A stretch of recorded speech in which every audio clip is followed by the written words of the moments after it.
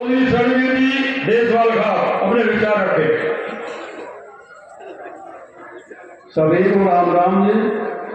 ये सर्व जातीय सर्व महापंचायत का 7वां अधिवेशन चल रहा 3 दिन से। इसमें समाज की कुरीतियों पर बहुत गहनता से विचार किया जा रहा। सब अपने अपने वक्ता सुझाव दे रहे, जैसा मृत्यु बोझ पर भी दे रहे, दहेज प्रथा पर भी दे रहे, लड़कियों की जो भ्रूण हत्या है उस पर भी विचार सबके आ रहे। तो इन पे जो है भाई सब लोग ध्यान दें और इनको सब अपना अपने परिवार में सबको समझावे जो आज की युवा पीढ़ी। इसके अलावा 2-3 और काम हो रहे।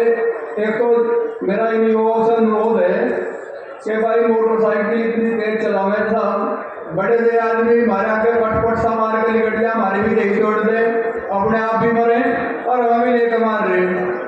तो मेरा तो युवाओं से अनुरोध है भाई, आज सारी सत्ता है तो हम अभी थोड़ा सा ध्यान कर लो भाई ढंग को भी। और एक किया जाए झोटे बोटों की बहुत बड़ी बारे में होड़ लग रही, भारतपुर वगैरह मोहाड़े साइड में कई घरों के बहुत नुकसान हो रही है इसमें। तो मतलब ये कहूँ भाई रेस ये है झोटे बोटों में ज्यादा वो ना लगाओ, खूब शौक करे उसका, मैं ये नहीं कहता शौक ना करे, लेकिन ये इसमें बहुत परिवार गोलियों में मुकदमों में आज पीड़ित है। तो उसके लिए भाई थोड़ा सा आप सब बड़े जिम्मेदार इन्हें समझावे। शुक्रवार हरिद्वार का हमने यही हाल देखा, कड़ला दीप काट रहा और उसका आग लगने लगी। तो यो भी एक अत्याचार ही है। तो इन पर थोड़ा सा जो है हम सबसे ही अनुरोध करें, युवा पीढ़ी से ज्यादा है हमारा तो भाई ये आपके समाज को चलाना, क्या करना क्या नहीं करना युवाओं के हाथ में यह देश की बागडोर हो। तो युवा इस पर है बहुत ध्यान दें। धन्यवाद। अब आपके सामने सूरजबान का शो प्रधान कारण खाप जिला जींद हरियाणा आपको खापों के बारे में, कुर्तियां जो फैली उनके रोकथाम के बारे में संबोधन करेंगे। सूरजबान का शो प्रधान खाप प्रधान। आज की सभा के अध्यक्ष माननीय श्री सुंदर शर्मा जी, हुआ सभा जिला जींद हरियाणा, वह नरेश टिकैत जी, बालन खाप प्रधान, वह विभिन्न खापों से आए, संगठनों से आए, सभी अनुभवगण सम्मानितगण को मैं सूरजबान गढ़ो प्रधान दहाड़ जिला जी आप सभी का धन्यवाद करता हूँ। खापों का कल भी मैं यहाँ था, जो सुन रहा था मेरे पूर्व प्रवक्ता थे, उन्होंने बताया कि राजा हर्षवर्धन के बाद ही ये संचालन हुआ खापों का। लेकिन मेरा जो अनुभव है, जो मैंने सीखा है बुजुर्गों से, इंसान ने जब भी अनुशासनता सीखी है, वो जब दाग होते थे तब भी एक न्याय प्रणाली तब भी थी। आदिवासी भी, उनके भी अपने नियम कानून थे। कौरव पांडवों के दौरान भी युद्ध की अपनी प्रणालियां थी। रात में युद्ध नहीं करना, दी बेटी के ऊपर किसी प्रकार का हमला नहीं करना, सिर्फ युद्ध की प्रणालियां होती थी कि जहाँ सेना से संबंधित कोई असला था या वो सेना थी उसी के ऊपर यह अटैक किया जाता था, वरना किसी को ऊपर अटैक नहीं। तो उस वक्त भी न्याय प्रणाली का अवस्था थी। दूसरा, जो आज सबसे बड़ा समाज में जो जहर घुल गया है, आज लड़कियों के भ्रूण की जो हत्या है, दहेज प्रथा से बड़ा, जो आज जातिवाद, अक्षेत्रवाद और धार्मिक उन्माद।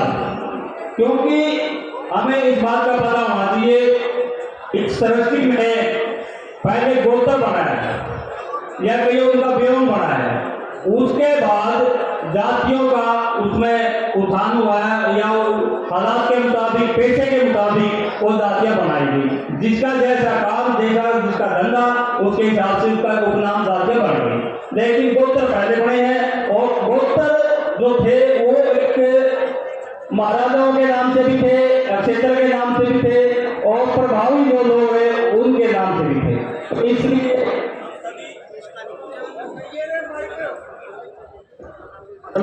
है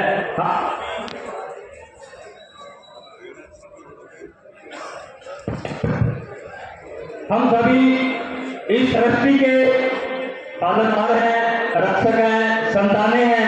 तो इसलिए मेरे कहने का मतलब ये है कि हम सभी पहले इंसान हैं, उसके बाद हमारे धर्म हैं, उसके बाद हमारी जातियां हैं। क्योंकि धर्म का जहाँ तक मेरा जो ज्ञान है, सिखों का 550 साल पहले ही 1550 के आसपास गुरु नानक जी ने सिख धर्म की उत्पत्ति की है। 786 में मुसलमानों का उत्थान हुआ है। इसी तरह से और भी जो धर्म है उनका भी एक समय परिधि के अंदर सभी का उत्थान हुआ है। लेकिन सबसे पहले मान जो संस्कृति थी वो सनातन थी, आर्य थी। और इन सभी का वास अफगानिस्तान, ईरान, इराक, लगभग देश 13-15 देश है जो लगभग जो भारत का हिस्सा थे, जो आज के भारत के हैं, वो आज विभिन्न रूप में अपना अस्तित्व में है, अपने राज सत्ता चला रहे हैं। तो कई बार में तो माध्यम से जो मंदों के माध्यम है, पात्रों के माध्यम, राजनीति के माध्यम है, मैं कई बार सुनने में आता हूँ कि अफगानिस्तान के लुटेरे देखो, ईरान का भाई, जब वो सभी हमारा हिस्सा थे, इस देश के हिस्से थे, तो विदेशी लुटेरे कहाँ से हो गए? वो तो हमारे अपने थे। अगर अपनापन में अगर कोई गलत हो गया तो समाज में तो अच्छा सभी जगह होता है, लेकिन बुरा आदमी को अपना भी और भी लुटेरे होते हैं। आज भारत में आज भी कुर्तियाँ हैं, क्षेत्रवाद का अनुवाद है, धार्मिक अनुवाद है, जाति का अनुवाद है। तो इसलिए हमें सभी को मिलकर के जाति और नहीं भेद से ऊपर उठ करके हमें अपना इंसानियत का परिचय देना चाहिए और इंसानियत के लिए हमें जीना चाहिए। अगर हमारे विचारों में भेद ना होते तो फिर देशों का उत्थान कैसे होता, देशों का जो उत्पत्ति कैसे होती? अगर देशों में संघर्ष ना होता, विचारों में मतभेद ना होता, तो सेना की क्या जरूरत थी? अगर समाज में विसंगति ना होती तो पुलिस स्टेशन कोर्ट की क्या जरूरत थी? समाज में कोई क्या तो है, विचारों का मतभेद भी है, और इन्हीं कारणों की समाधान के लिए खापों का, प्रशासन का, कोर्टों का, ये सभी उसका उत्थान के कारण बने हैं। तो इसलिए मेरा कहने का मतलब ये है, हम सभी एक इंसान हैं, इंसानियत का परिचय हमें देना चाहिए।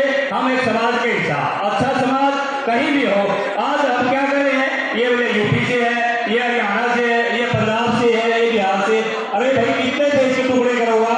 अफगानिस्तान आपसे अलग हो गया, ईरान इराक हो गया, पाकिस्तान हो गया, बांग्लादेश हो गया, बर्मा सिंगापुर हो गए। अब फिर बिहार यूपी पंजाब की लड़ाई और करोगा, आप कितने टुकड़े करोगे देश के?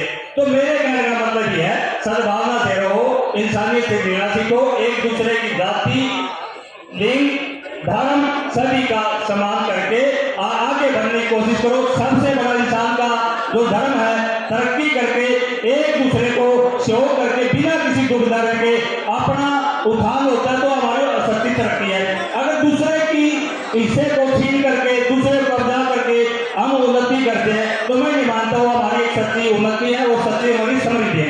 आज किसान है, उनको विदेशों में जो है, क्योंकि मैं इकोनॉमिक्स का बता रहा हूँ, आज लोग पहले हम तरक्की नहीं करते। भाई, तरक्की वही देश करेगा जिसका मटेरियल है, कार है, गाड़ी है, अनाज है, उत्पादन है, वो एक्सपोर्ट होगा। तो ये आपको निर्यात होगा। जब तक निर्यात देश का नहीं होगा तो उन्नति कैसे होगी? अगर निर्यात हम करते हैं 50% का, आयात करते हैं हम 90% का, ये तो बहुत नुकसान हो जाएगा हमारे देश को। हमारी बराबरी टेक्निकल में नहीं। आज ये दुर्भाग्य है देश का। हमें जातिगत रूप से शिक्षित रखना चाहते हैं, और दूसरी जो असल तरक्की हमारी वो शिक्षा से होती है। शिक्षा ही एक ऐसी चीज है, प्रेम और सम्मान सभी धर्मों का जाते हुए एक ऐसी वो तरक्की है जिससे हम तरक्की के राह पर जा सकते हैं। वरना हम कितने भी एजुकेशन ले लें, आप कल परसों डॉक्टर थे, डॉक्टर लोगों से वो अच्छा हुआ, पढ़े लिखे वो भी थे, लेकिन उनके संस्कार नहीं थे, नैतिकता नहीं थी। जब तक संस्कार, नैतिकता समाज के प्रति हमारी जवाबदेही, जब तक हम समाज के प्रति समर्पित नहीं होंगे, तो ऐसे हालात को कोई बता नहीं सकता। हम ऐसे तरह